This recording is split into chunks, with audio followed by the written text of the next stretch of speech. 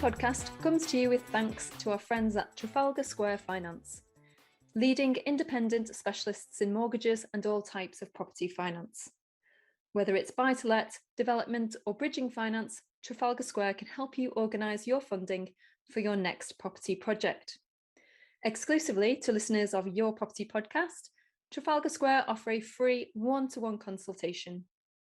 So whether you are a portfolio landlord looking to raise funds on your existing portfolio, or if you're just starting out and want to find out if you are eligible for a buy-to-let mortgage, Trafalgar Square Finance can help. It's easy to book with one of their experienced consultants by simply visiting yourpropertynetwork.co.uk/finance. You can find this link in the show notes for more details.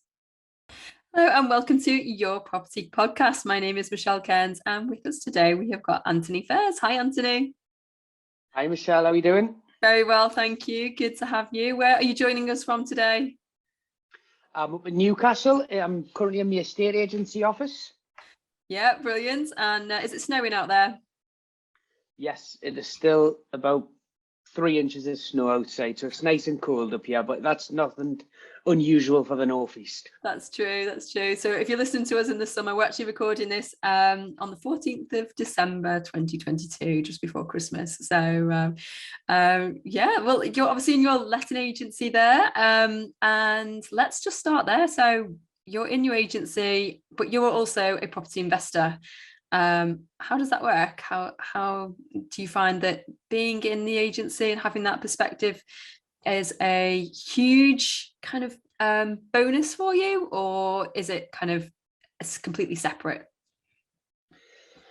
I think everything with property molds into one, doesn't it? So I suppose, yes, there's definitely some benefits. There's some cons to it as well, naturally. I suppose one of the biggest pluses is in terms of the data. Obviously, in property, data is a massive thing, and us being able to analyse where the market's at, where it's going. I don't have to wait for the right move index reports to come out once a month, for the Savills reports to come out. Yeah. I can literally look at this property we put on in the estate agent yesterday, and I can monitor the number of calls that have came in, the number of email leads on that, the number of viewings, and subsequently the offers as well. So I suppose from that side, it's a real positive, because I really do have me kind of, feet on the ground and an idea of what's going on out there. And I can react quite quickly in amongst that. But then on the other side, I think everybody thinks I buy every property that comes on through the estate agents, which isn't true. They are conflicting things, but we have to be transparent, and if we were interested, we'd have to disclose that to the owners and things like that. But I've only ever bought one property through our own estate agent, so okay. In terms of a lead source, it actually hasn't been great. But I think that's because what I buy for investment as opposed to what I sell through the estate agent, they're different parts of the market. Yeah, it's really interesting. And we were just saying before we started recording how surprising it is that agents typically don't invest. And I think it really dawned on me one day where I was like, oh, okay, so these people kind of behind the desk, they're just selling the properties, but they're not actually investors themselves. They don't understand anything really to do with like creative finance or creative buying, creative deals, property education, that kind of thing. Obviously, I'm being general here. I'm sure there are the odd few, but generally speaking, they're not familiar with it, not even aware that this property world exists, are they? I think one of the things is, and this is what I explain to some of my kind of clients and students, is in terms of obviously estate agents, and this is without, again, undermining them, they're essentially call centre staff. A lot of the times the negotiators in the office, they haven't even seen the properties. They don't have a clue other than what's on the system in front of them, which is no different to ringing up and trying to buy Sky, for example. So in that sense, yeah, I mean, your valuers in the estate agent, they seem to be a bit more knowledgeable because they actually get to see properties and, interact with owners and things. But I think things like the regulation of property agents that we're expecting to come in, the new legislation, which is going to mean you have to have a qualification to work in the industry.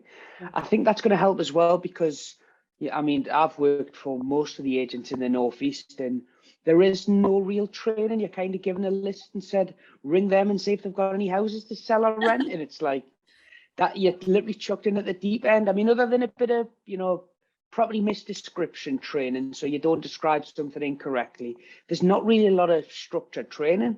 And I think things like ROPA, when it is introduced, it will probably go a long way to, leveling up the agents to the same level of knowledge that us as investors have. But I suppose they're going to work earning an hourly rate. We're investing our life savings, so we're naturally potentially going to be more educated. Yeah, I think you hit the nail on the head before when you said it's a different market. And just to kind of, I think for me, like the awareness of they are there for residential buyers primarily who are looking for their own home, and that's the market they're dealing with.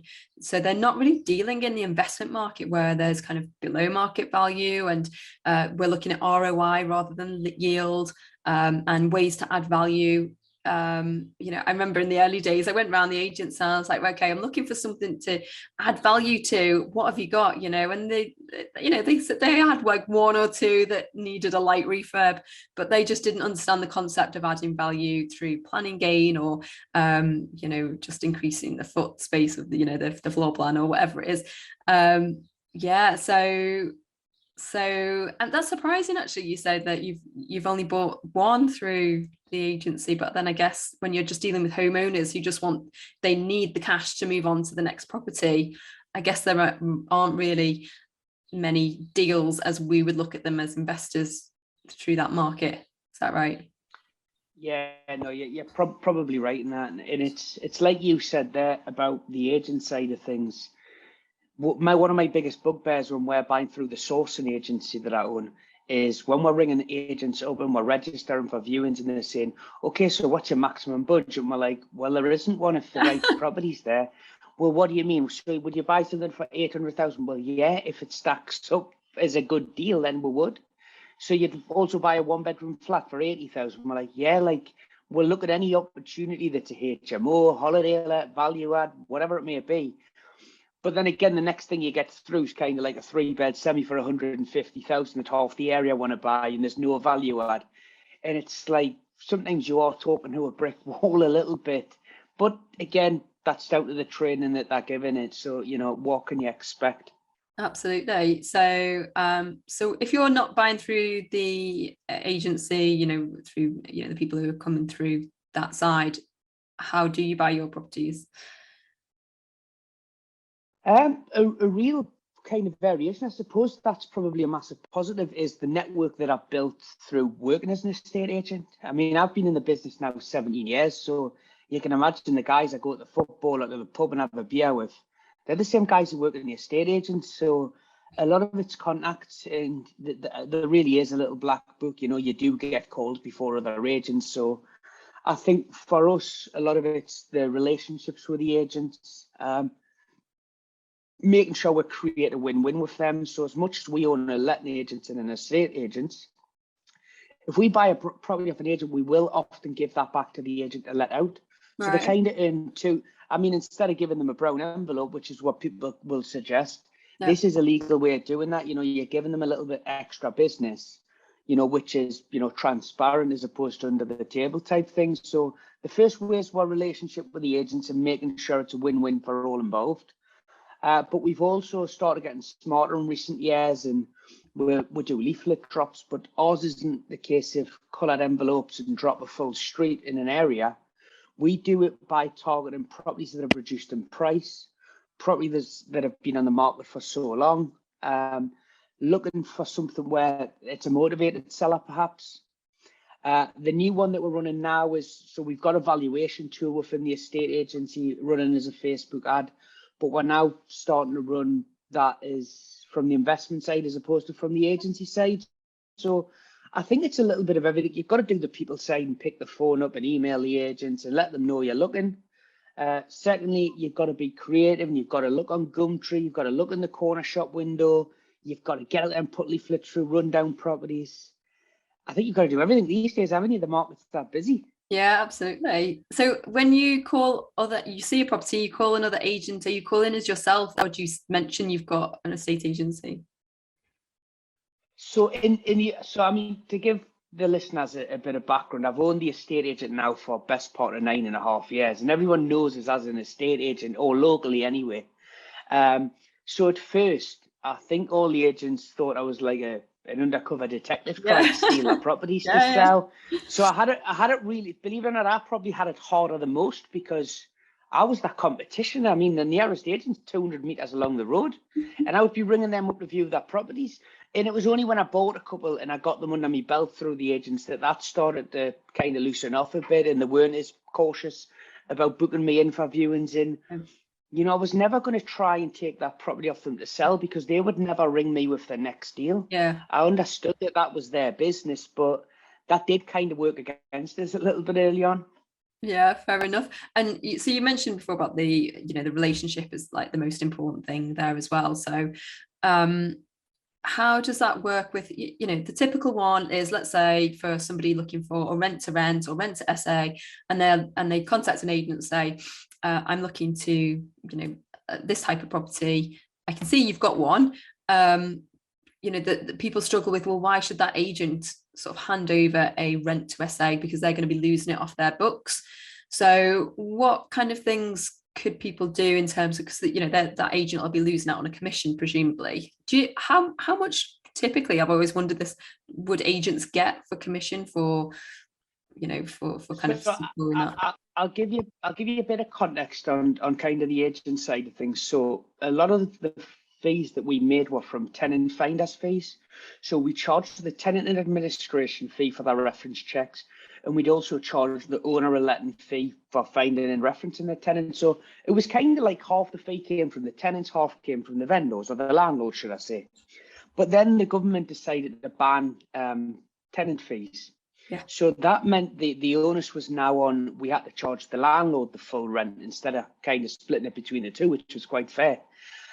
So one of the things that can be an advantage for you now is what a lot of agents don't actually realise, and again, this comes down to the lack of education, they can actually take an admin fee from a tenant when it's a company let. So actually, if you want to make the agent more money than what they were going to, offer them an admin fee. Okay. And a typical admin fee would probably be anywhere from half a month's rent up to a full month's rent plus VAT. So as long as you can factor that in on your numbers and it doesn't affect the return, that's going to give you a massive advantage, because the other 9 or 10 people who are interested in renting it probably haven't offered the agent an admin fee. So that's the first thing. Secondly, is that just a one-off? That's a one-off admin fee. Yeah. And again, I mean, what I would say is, if they're currently managing the property, most agents earn anywhere from 5 to 15% of the rental income per calendar month as an ongoing management fee. Just ensure that they still get that. Make sure that the owner still uses them to manage it, because you want to build your relationship with the agent, and you can't do that if they don't manage the property. Yeah. So from that side, definitely look after the agent. Second part, and this was something that used to frustrate me as an agent, the amount of coloured envelopes coming through the door and the amount of emails coming through. Look, it's very proactive and it's great, but what we found was people aren't actually being as transparent as they maybe need to. And when most agents don't actually understand what a rent is, they're seeing 5-year company let and they're literally chucking the letter in the bin in a lot of cases. So you've got to educate these agents as well and explain to them what it is you do and where the benefits are. Explain to them that you'll do the little bits of maintenance, you won't be hassling them for it. Explain that, you can pay 3 months rent up front if that, satisfies them that they've definitely got their rent. Let them do monthly inspections instead of 3 or 6 monthly for the first 3 or 4 months. So you've got to try and allay or reduce the fear that the agent has, because they've also got to go and sell you to the landlord. So I think sometimes being open and up front and saying, look, the plan with this property is we're going to rent it. We're going to do a little bit of cosmetic work on it. We're going to furnish it and we're going to rent it out using Airbnb and Booking.com. You'll find some agents will just completely rule it out. But others like us, where we understand what it is, we would be susceptible to having that conversation. We'd actually put it to the client, because we can't withhold that offer from the client also. You're a genuine interested party in that property.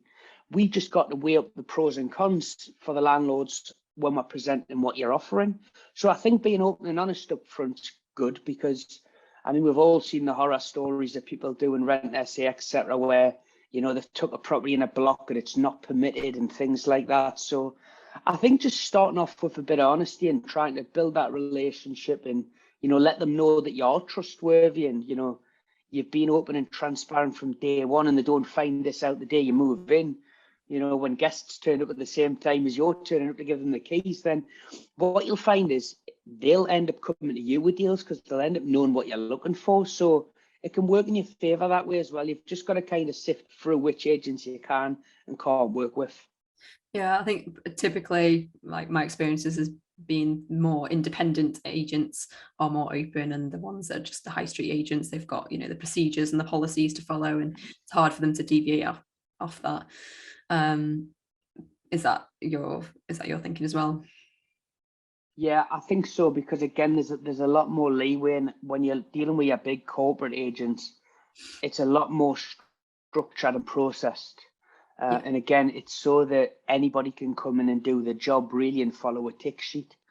Whereas when you're an independent and, you know, you're struggling to pay a right move £2,500 plus VAT every month, then they're more open-minded to a deal, and they're particularly more open-minded to that admin fee. Yeah, that's true. And in terms of who people should speak to within the agency, you know, if they're looking to kind of do this for the first time, is it, you know, the first person at the, you know, as they walk in, or should they be trying to speak to the owner? Is that better in a conversation or better by email? I would say in person, personally. I mean, if it was me and I was looking to, you know, venture into a specific area, I'd be going in with, you know, a couple of boxes of milk tray, just getting me face known. And, you know, people don't want to just turn you away if you've got a gift there for them, even if it is a pound box of chocolates. But ideally, the best people to speak to are people like the valuers, because the valuers have probably spoken to the owners. They'll know whether they're more susceptible to deals, offers, etc. Whereas the office-based staff, maybe not. So you've got to try and catch the valuer in. Just look on their desk. You'll always see a laser and a camera. If you see that, you know which one's the valuer. Head for their desk, because they're going to be the best ones to be in touch with. And I mean, we've even got it as far now where, and again, this is strange how it's come full circle. My competition in the estate agent, those agents ring me when they're actually on evaluation, and they say, I've got someone who will come around and view it literally right now. Oh. And that's their way to get the owner to sign the contract with them by them getting a viewing, and that's me going around viewing it. Right. So actually, I'm now doing them a favour, helping them get the listings. Right. Okay. So again, just building that rapport, and there's a way where you can work together. And, you know, one of the big things, like with our agencies, is we're moving away from traditional sales for Joe Blogs, because we might sell his house, but we'll probably never do any more business with him for another 7 to 10 years. And by that point, he can't remember who sold his house, even though I got him 10,000 over asking price. So we're trying to work more with landlords and investors who are constantly investing, because there's multiple fees to be had. And it's worth putting the time into that relationship, because you never know what will come up or what listings they're going to get or what price reductions they're going to get. So it's worth putting the time into people like that. Yeah. Do you find people coming into your agency and trying to pitch to you like a rent to rent, or is it, you know, it seems to be, as when you're in the property education world, it seems like everyone's doing it. And I think agents are becoming more aware of, you know, these ideas like serviced accommodation and rent to rent lease options, even if they're not, you know, they don't fully understand. It seems like there's more people kind of getting out there these days. Oh, it's definitely something that's becoming more relevant and that people are aware of. And I think it's probably since COVID as well. You've actually got a lot of agents now who manage SAs in-house. So I've never known any agent really do that until the last year or two. And it's something we've toyed with as a company ourselves. So I definitely think they're getting more open-minded as to the different strategies and things. But yeah, it's great when someone comes in and they've come, you know, straight off a training course, and they're coming and they're giving you the pitch and stuff, and you kind of don't want to interrupt them because you're like, I don't want to harm the guy's confidence or anything. But then for us, it's like a case of, right, okay, well, you know, if we're open to it, it has to be legal, it has to be permitted in tenancies and, you know, within their mortgages and insurances, and it's got to be done correctly. But what I would say is a massive tip is try to stand out. The amount of these coloured envelopes we used to get, I mean, it's phenomenal. And the reason why is it's because they send it out to the HMO list. Yeah. And we were registered for about 50 different properties. So the amount of letters coming through was unbelievable. I tell you what it is, there's all colours of the rainbow in envelopes. There's some beautiful colours out there. But you need to make the difference. And I mean, I seen a couple where they'd spilled coffee over the envelopes. That was a really good one because that definitely caught my eye. And a couple of them had like burnt the corners of the envelopes up. So that definitely caught our eye to make sure we opened that letter. But we actually get quite a lot of success ourselves through things like the HMO register. And that's by personalising it, by putting things like our picture on so that people can relate to her a bit. Whereas I think a lot of people try and just send a message out. And I think you've got to try and stand out a little bit because there is a lot of us deploying the same methods to try to get these rent-to-rents and rent-to-HMOs and deals from owners on market and stuff. Yeah. And is it a case that people who are consistent stand out more, even if it's still a green envelope, or does that just not get opened? Have they still got to do something? I mean, ultimately, yeah, they all get opened, but it's kind of like, I think, particularly when you're in an agency side, we get so many of them. Yeah. And I've met HMO landlords who've actually said, your letter was just different to the ones I've been receiving, which is why I responded. So our open rate and response rate's probably much higher than what others are, but it's because we're unique and we think outside the box. So, for example, at the moment, I mean, I'm probably sharing my secrets. That was good. I didn't want to ask what you were going to offer, so. It's all right. No one in the Northeast can listen to this, by the way. You'll have to edit this part out for anyone in the Northeast downloading. But we actually have been playing on people's pain points a little bit, and we've been using, for example, the energy crisis to try to get some rent to HMOs, but where we think they'll work as a rent to SA. So again, you know, everybody's always saying, you know, do you want us to manage your property, 5-year agreement, guaranteed, no voids, etc. But we didn't put any of that on. We just said, are you concerned about the energy bills here, and have you had an up-to-date valuation? So we didn't actually go for the rent to rent, but we've agreed a couple of rent to rents, but we pitched it from the energy angle. So just look at what's current at the moment. So you could be sending letters out right now saying, are you worried about an increase in interest rates? Because that's what makes them think, God, I hadn't even thought about that. And that's what makes them have a conversation with you. So if you can get them to pick the phone up to you, that's half the battle. Yeah, absolutely. Just so don't copy and paste from a template you found on Facebook or something. Yeah, it'll be in there, it's fine, but you know. Try and keep it current, yeah. Yeah, okay. And so you've obviously got a unique angle in that you are seeing sort of a 360 kind of angle, you know, from your investor point of view, from the agency and the sourcing, letting, etc. So what are you noticing at the moment? What trends are happening, you know, sort of on the ground? Obviously, we've got all the kind of scare stories, you know, from the papers, but how are you finding things with rents and demand?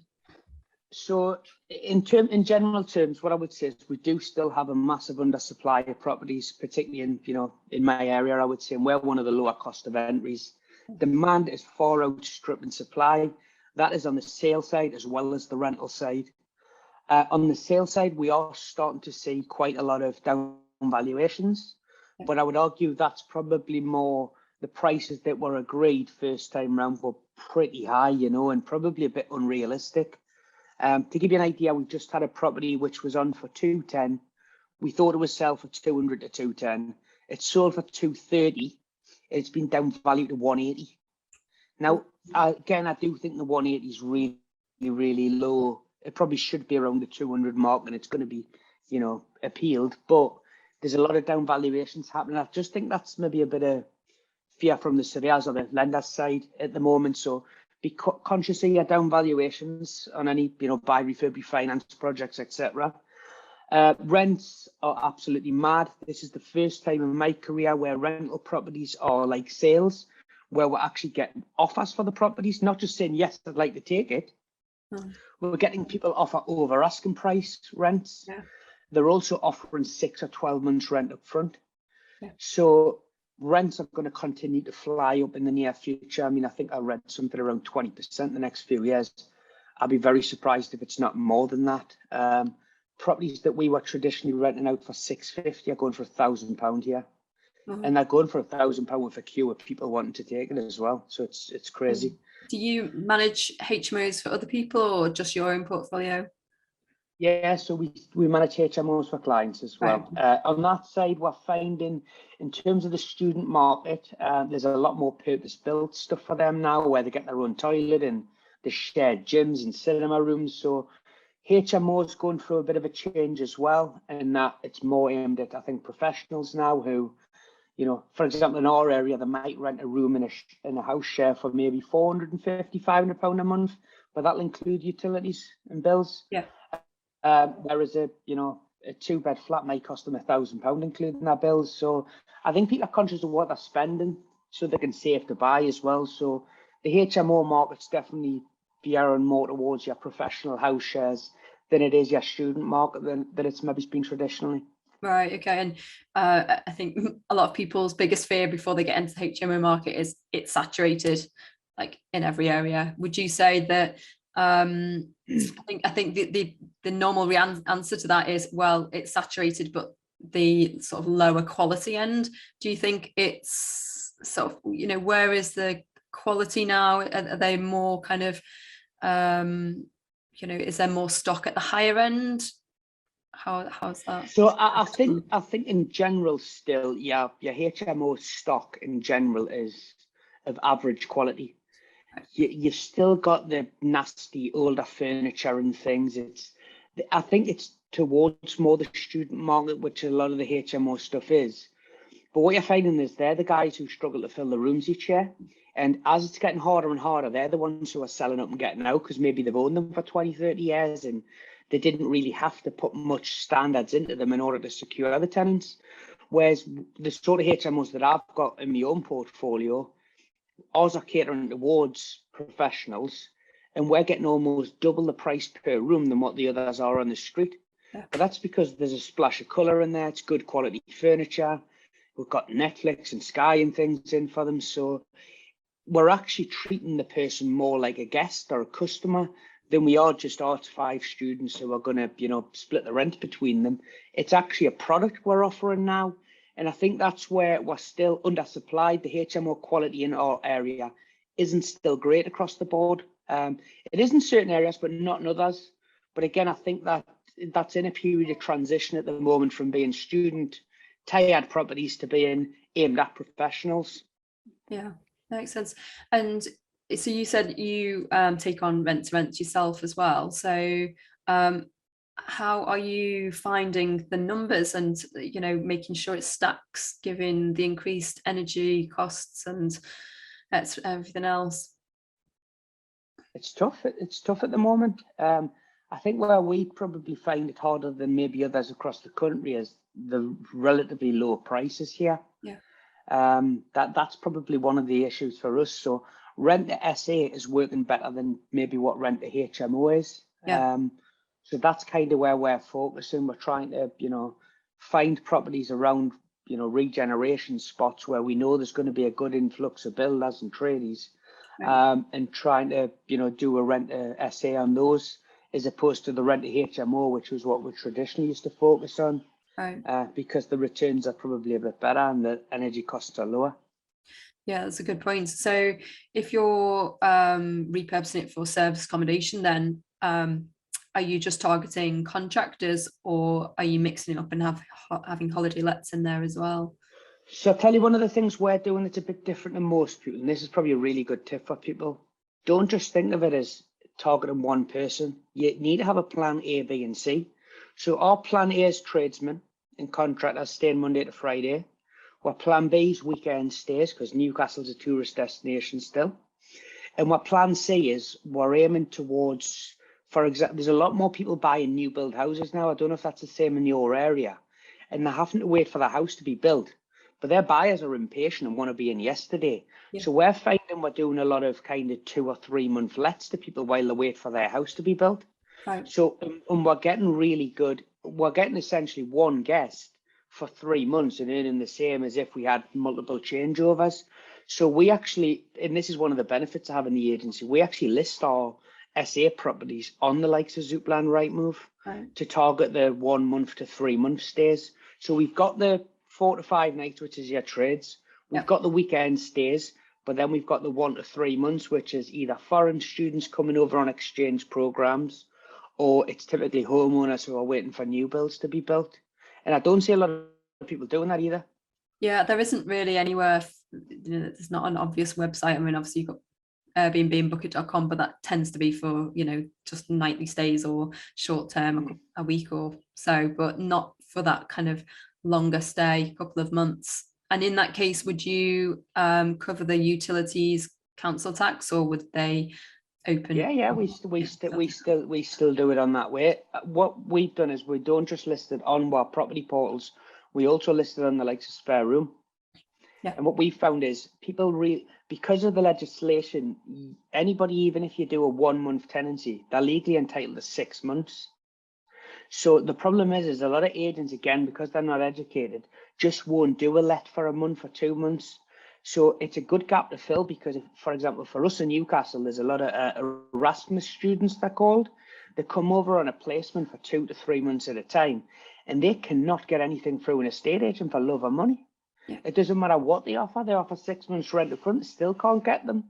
Whereas we're filling that, there's a gap in the market there, and that's what we're probably catering for. So what we thought was going to be a tradesman weekdays, Mr. and Mrs. coming for a weekend, is now turned into 3 students just coming here for 3 months. So actually it's lowering our costs of, the transaction on Booking.com and Airbnb.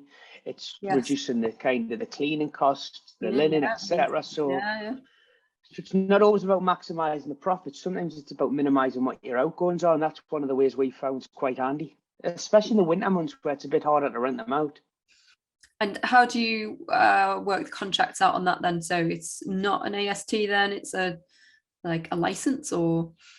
Yeah, it's basically a license to occupy, so they don't have the legal, rights and obligations that you would have under an AST. Obviously, naturally, we still, comply with the legislation for gas, electric, smoke alarms, carbon monoxide, etc. Yeah, fair enough. Well, it sounds like you're covering all bases there then. I'm trying. Yeah, sounds like you're really busy as well. Yeah, no, it always is.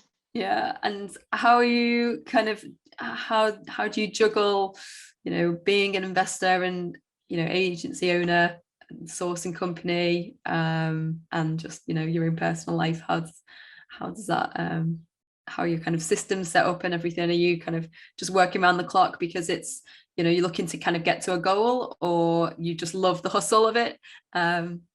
Or you've got lots of systems in place and you're working a 4-hour work week, right? I think it's a bit of everything there. I mean, anyone out there, you have to read things like the 4-hour work week and the One Thing.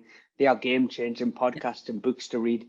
But it's a bit of everything. So, I mean, obviously, one of the best bits of advice I received was to only change one thing at a time that you're doing well. So I was a very good valuer for an estate agents. Then I was a very good valuer for my own estate agents. Then instead of, valuing properties for my investors, I started buying them for myself instead of for the investor. So one thing changed at a time. So it went from me valuing houses to sell for a one-off fee for an agency to now I'm buying them for myself. And that's only by changing one thing at a time.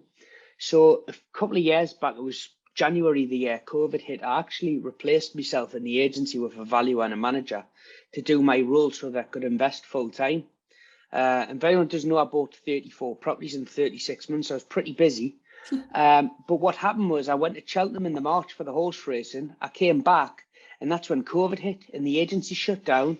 We weren't allowed to do valuations and it was awful because I thought the business could go under here. But it actually turned out to be an opportunity because I got to speak to a lot of our existing landlords and they were asking us what I had been doing. And I was explaining what I'd been buying. So the sourcing company actually grew quite organically. Because they were saying, well, you're buying better than what I can buy. Will you buy me one and I'll pay a fee?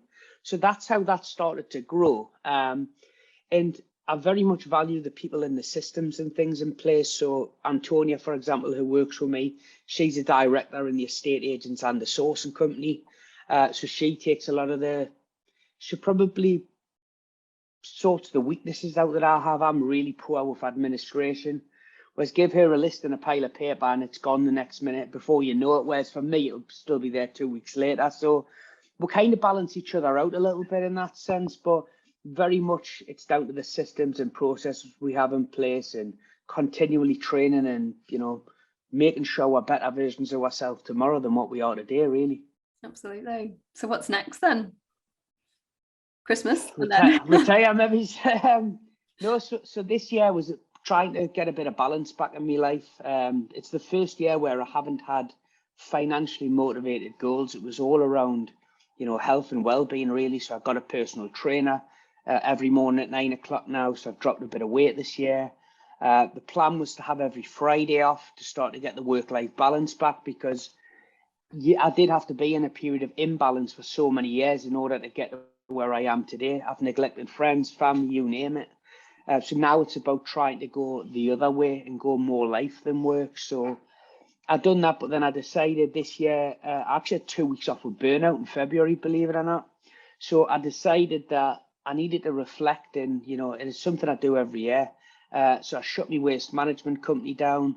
I made the decision to move out of sales in the estate agency to focus on the investment side. So I kind of tried to consolidate a little bit this year so that I was focusing on what was kind of important, which was kind of me and looking after myself, because I've been running on adrenaline since I opened, I think 9.5 years ago, and it's starting to run out. So next year, it's probably about getting that balance, keeping that balance, trying to get back to the 4-day week once we've got a new team in place in the sourcing company, and trying to kind of slowly step away from the businesses while Antonia takes over, really, so that I can focus more on me joint venture partners in the bigger projects that we have going, such as the new builds and the holiday lets and the HMOs that we have ongoing. That's probably where I'm headed. Yeah, that's it's really interesting, isn't it? I think a lot of people go through that same journey of, they're investing and they build a business, and then they need, they've realized they've achieved that goal of the financial freedom, but then it's the time freedom is the next goal. So it's investing in property, then buying your time back. Is a lot for most people, and obviously focusing on the lifestyle as well. And that's what we're doing it all for, right? Is I understand about the hustle as well, and I think there's a place for that, but also you can't do burnout forever. You can't. There's got to be some balance to it, right? Yeah, no, you're completely right. And I mean, it's different for me because obviously I came into property, straight out of school and, done my degree in property, etc. Whereas most people choose this as kind of a route out of work, whereas I've come into this as my route to work. But again, it's that thing.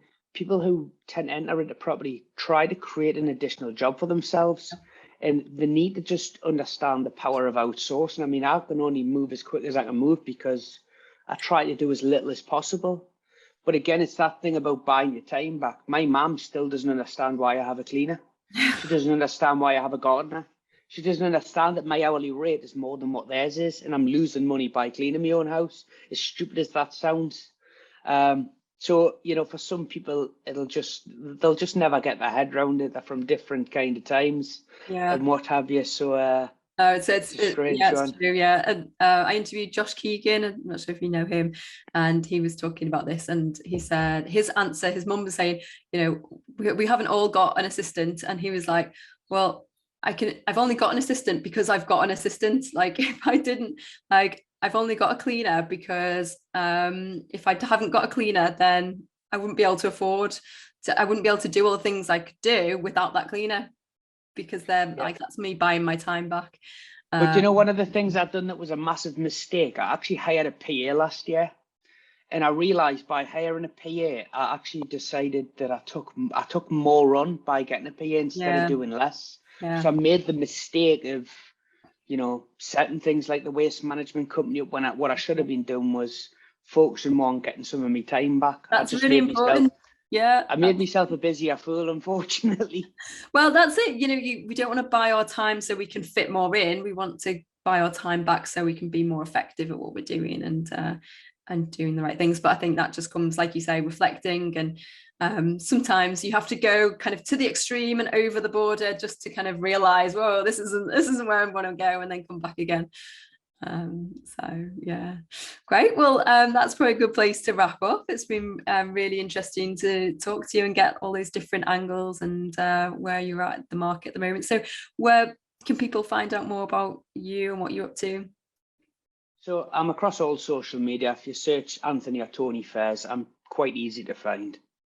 Great. Well, we'll put the links to those in the show notes, and we look forward to seeing what's next for you. Thank you very much, Michelle. Appreciate the invite. No worries. And for everyone else who is not yet a subscriber to the magazine, please click the link in the show notes for your free 30-day trial.